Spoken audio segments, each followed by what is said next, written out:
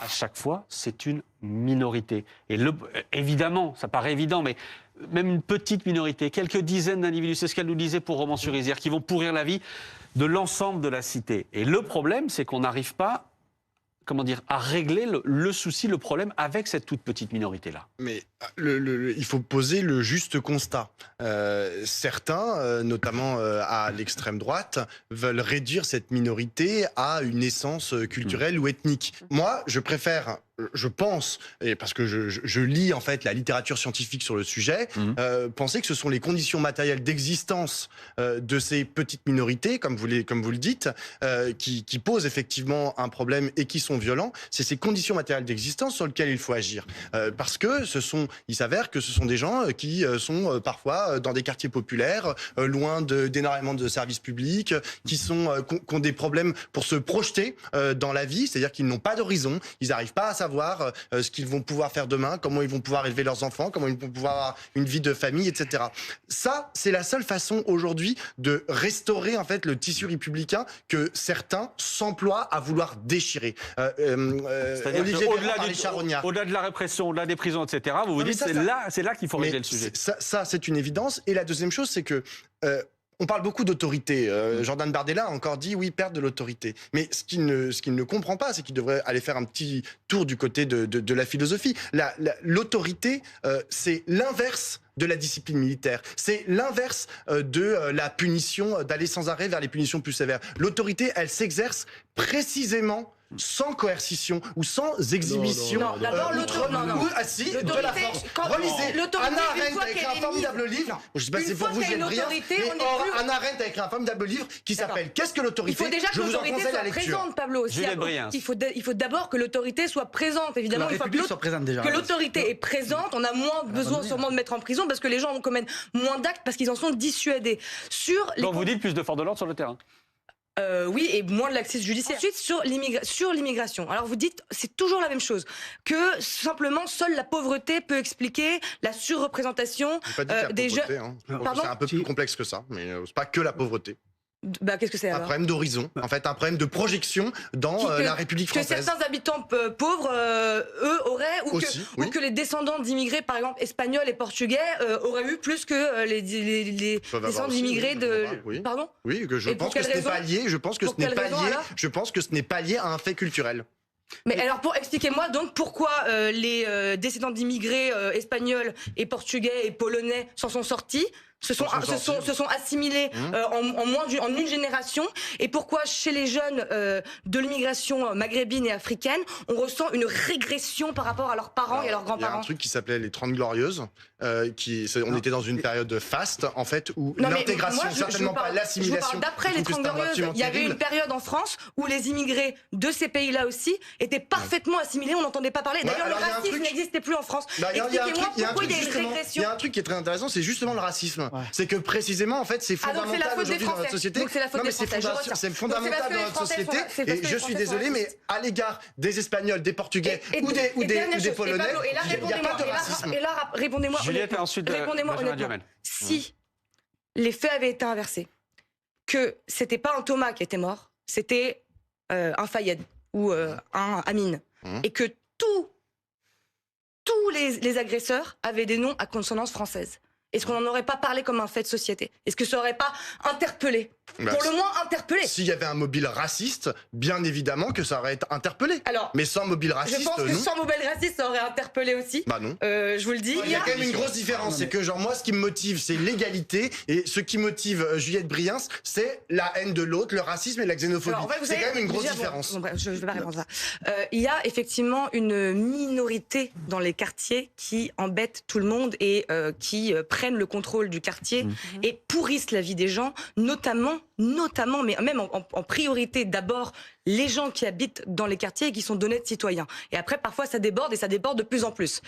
Mais le problème, c'est qu'il y a quand même une dimension communautaire qui inquiète, puisque derrière, on n'a pas la parole si vous voulez, des autres personnes du quartier qui appartiennent aussi à ces communautés et pour dire stop, non, pas en mon nom. Ça peut être difficile, si vous voulez, de remettre la faute entière sur des parents, parfois des femmes célibataires qui ont très peu de moyens, qui sont désespérés en fait face à l'attitude de leurs enfants.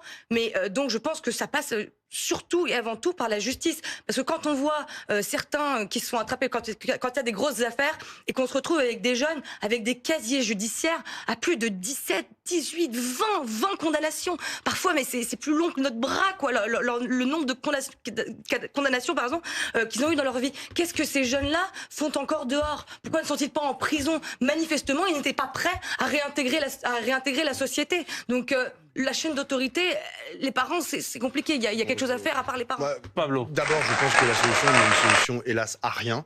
Genre, vous mettez quelqu'un à 10, 20 ans en tôle, bon, et alors, qu'est-ce que vous faites après? Le mec, il ressort. Les gens de La question fondamentale, c'est pas comment les gens rentrent en prison, mais comment ils en sortent. Et qu'est-ce qu'on fait, en fait, lorsqu'ils en sortent? C'est de mettre à l'abri de la société. Non, mais Pablo, quelqu'un... Le principe, c'est Oui, de je suis mettre à d'accord. l'abri de la société. Combien de temps?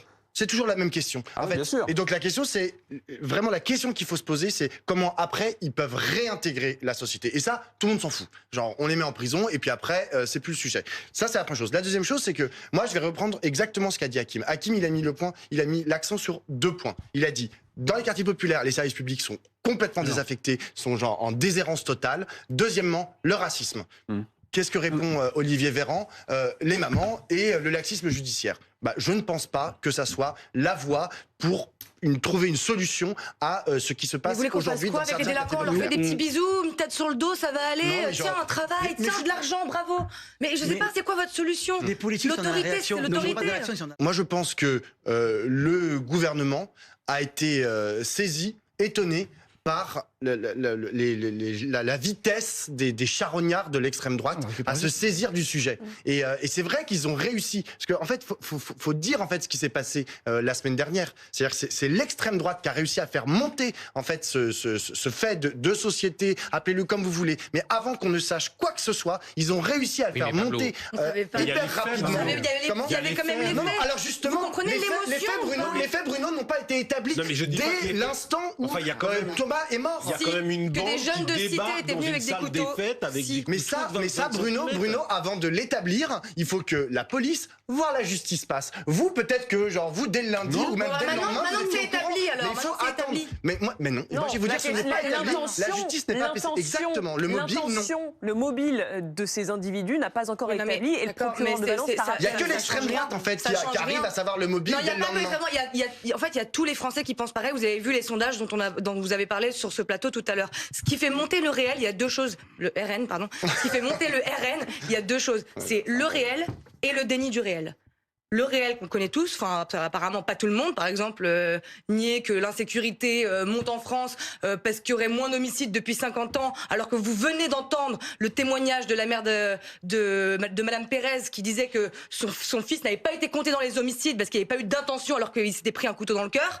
Voilà, donc ça c'est le réel et le déni du réel. C'est scandaleux ce que vous faites avec la justice. Et ça c'est notre gouvernement. Il y a une décision de justice, vous remettez en question une décision de justice, c'est absolument scandaleux. Et tous les gens qui répondent à des gens qui sont inquiets de leur insécurité et qui sont inquiets de voir souvent les mêmes personnes, en tout cas les agresser dans le métro et partout, et qu'on leur dit vous êtes des racistes et vous n'avez pas le droit de penser ça. Et voilà pourquoi le RN monte, c'est tout. Si on veut que le RN monte, il faut continuer exactement comme ça.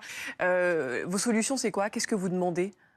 Comme tout à l'heure j'ai dit, il faut concrètement, il faut arrêter l'immigration, ça c'est sûr, parce que là on parle évidemment de Français, je le conçois. Ce n'est pas dans le cas de Crépol, la violence des étrangers, les Français, les 9 mis en examen. Avec voilà. Mais il faut l'arrêter cette immigration parce que les étrangers sont responsables d'une partie gargantuesque en tout cas de la violence dans ce pays. Et ensuite il faut réintroduire la France dans la vie de ces jeunes qui ne se reconnaissent plus dans la France. Et ça veut dire quoi? Ça veut dire quoi? Alors, il faut à déjà... la baïonnette, j'imagine. Pas du tout. Pas forcément à la baïonnette. Oui. En fait, ces jeunes ne se reconnaissent pas dans la France. Moi, quand j'étais au collège, déjà à l'époque, j'étais dans un collège où il y avait énormément de gens issus de l'immigration. Et à l'époque, je me rappelle, mais comme si c'était hier, ils me disaient toujours, moi je suis algérien, moi je suis marocain, moi je suis tunisien. Pour moi, j'étais souvent une guerre, mais pas tous. Je m'entendais aussi très bien avec beaucoup d'entre eux. Quelle richesse dans ce collège, c'est trop bien.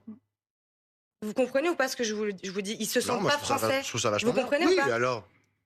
D'accord. Ça vous pose un problème? Bon, voilà, non, mais vous avez un problème en fait avec les gens qui ne se sentent pas français. Oui, vous savez qu'on est minoritaire dans le monde. Vous savez qu'on est minoritaire dans le monde. Non, mais d'accord. Non, mais c'est insupportable. Moi, je suis désolé, mais je suis un quart espagnol. C'est pas pour ça. Si demain je vous dis oui, je me sens espagnol, vous allez dire quoi? Oh, mais c'est scandaleux, ils se sentent pas français celui-là. C'est dommage pour vous, en tout cas. Mais pourquoi c'est dommage pour moi? Si vous ne sentez pas français alors que vous êtes français, il y a un problème. Non, mais simplement, je reviens ce que vous dites. Vous dites qu'il faut. Attendez, vous dites qu'il faut les reconnecter. Vous dites qu'il faut réintroduire de la France dans la tête de ces jeunes. Comment vous faites? Il faut de l'autorité. Alors, il faut de l'autorité aussi par le Rassemblement national et par l'assimilation, la réassimilation, c'est-à-dire, oui, on est en France, il y a un contexte de culture judéo-chrétienne, voilà comment ça se passe en France.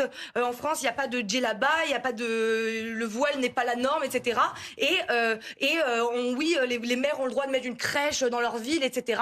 Et ne pas céder, ne plus céder à l'entrisme communautaire. Le raccourci, il est quand même... Ne plus céder à l'entrisme communautaire